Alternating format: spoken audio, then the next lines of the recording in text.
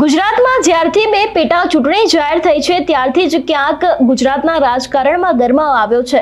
ખાસ કરીને આપણા વારંવાર વિસાવદરની વાતચીત કરતા આવે છે કે વિસાવદરની અંદર આમ આદમી પાર્ટી, ભારતીય જનતા પાર્ટી અને કોંગ્રેસમાં ક્યાંક ત્રિપાંખીયો જંગ જામ્યો છે અને ખાસ કરીને અત્યારે હાલ દરેક પાર્ટી છે તે પ્રચાર અને પ્રસાર કરી રહી છે। પરંતુ જો વાત કરવામાં આવે આમ આદમી પાર્ટી વિશે તો અત્યારે હાલ ગોપાલ ઇટાલિયાને જીતાડવા માટે થઈને ગુજરાતના જેટલા પણ આમ આદમી પાર્ટીના નેતાઓ છે, ધારાસભ્યો છે એ દરેક લોકોએ વિસાવદરમાં ધામા નાખ્યા છે।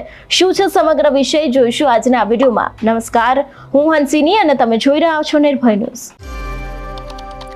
ગુજરાતના રાજકારણમાં ગરમાવો આવ્યો છે। વિસાવદરમાં પણ ક્યાંક અત્યારે હાલ રાજકીય ગરમાવો જોવા મળ્યો છે અને ગોપાલ ઇટાલિયાને જીતાડવા માટે હવે ડેડિયાપાડાના ધારાસભ્ય ચૈતર વસાવા છે એ પણ વિસાવદર પહોંચ્યા છે અને ખાસ કરીને તેમના દ્વારા પણ અત્યારે હાલ અનેક એવી સભાઓ છે જે કરવામાં આવી છે। ત્યારે ચૈતર વસાવાએ એક સભા દરમિયાન ભારતીય જનતા પાર્ટી ઉપર આકરા પ્રહાર કર્યા છે। ખાસ કરીને જે કિરીટ પટેલ દ્વારા પેરિસ બનાવવાના રસ્તાની વાત કરવામાં આવી હતી, ભૂપત ભાણી દ્વારા જે વાતો કરવામાં આવી હતી એ જ દરેક વાતને લઈને ભારતીય જનતા પાર્ટી ઉપર આકરા પ્રહાર કરતા ચૈતર વસાવાએ શું કહ્યું હતું તે સાંભળીએ।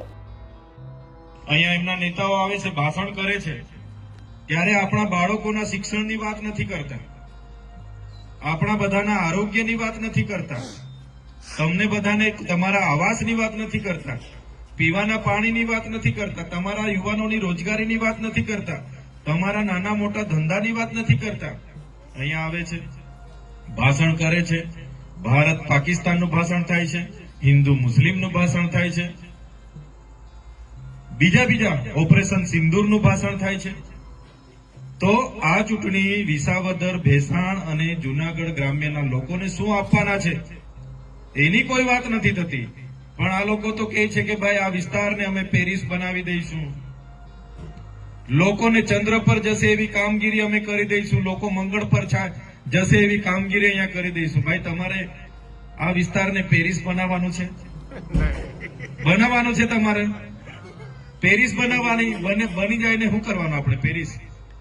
પેરિસમાં તો આજે જવું હોય તો વિઝા લેવા પડે, તમારા સગા સંબંધીઓ અહીંયા મહેમાન આવશે એટલે વિઝા લઈને આવવાના છે।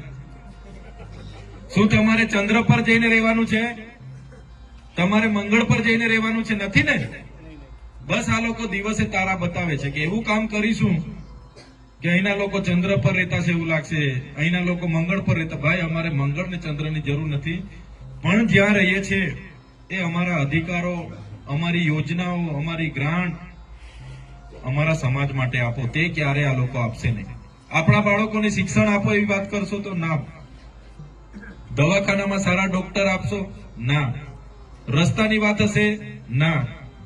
આ પરિસ્થિતિ આ છે, એની બદલાવ માટે અમે તમારી વચ્ચે આવ્યા છે અને વધારે વિશેષ વાત નથી કહેતા, પણ ગોપાલભાઈ ઇટાલિયા 2022માં જયારે ગોપાલભાઈ ઇટાલિયા પ્રમુખ હતા એમની આગેવાનીમાં અમે બધા ચૂંટણી લડ્યા।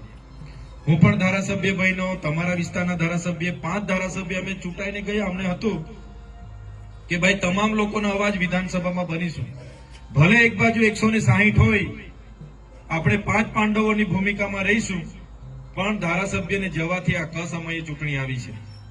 કસમય એટલા માટે કે તમે બધા ધંધા રોજગાર સાથે છો, ખેતીની વાવણી આવી ગઈ છે, વરસાદ હવે તૈયારી છે અને 19 તારીખે મતદાન છે, હજુ પણ 10 દિવસ આપણે બાકી છે।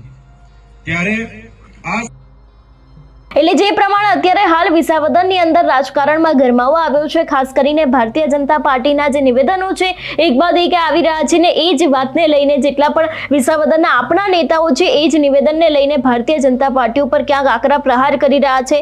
ગોપાલ ઇટાલિયા વિશેની વાત કરવામાં આવે તો તેમના દ્વારા પણ ભાજપ ઉપર અત્યાર સુધી અનેક એવા આક્ષેપો કરવામાં આવ્યો છે। ભાજપના ઉમેદવાર કિરીટ પટેલ છે તેમના ઉપર પણ ઘણા બધા આક્ષેપો કરવામાં આવ્યા છે, પરંતુ જો વાત કરવામાં આવે ખાસ કરીને અત્યારે હાલ ચૈતર વસાવા તેમના દ્વારા પણ વિસાવદર ચૂંટણીને લઈને જે તે વાત કરવામાં આવી છે એ જ વાતને લઈને જે કિરીટ પટેલ છે, ભૂપત ભાણી છે, દરેક લોકો ઉપર ક્યાંક ને ક્યાંક સીધા જ પ્રહાર કરવામાં આવ્યા છે। એટલે હવે આગામી સમયમાં એ પણ જોવાનું રહેશે કે જે પ્રમાણે અત્યારે હાલ આપના નેતાઓના વિસાવદરની અંદર ધામા જોવા મળી રહ્યા છે, સભાઓ જોવા મળી રહી છે, એનો ફાયદો ગોપાલ ઇટાલિયાને કેટલો થશે? તમારું શું માનવું છે આ વિષયને લઈને અમને કમેન્ટ કરીને ચોક્કસથી જણાવજો। તેની સાથે જ અમારી ચેનલ નિર્ભય ન્યૂઝને લાઇક, શેર અને સબસ્ક્રાઇબ કરવાનું ભૂલશો નહીં। નમસ્કાર।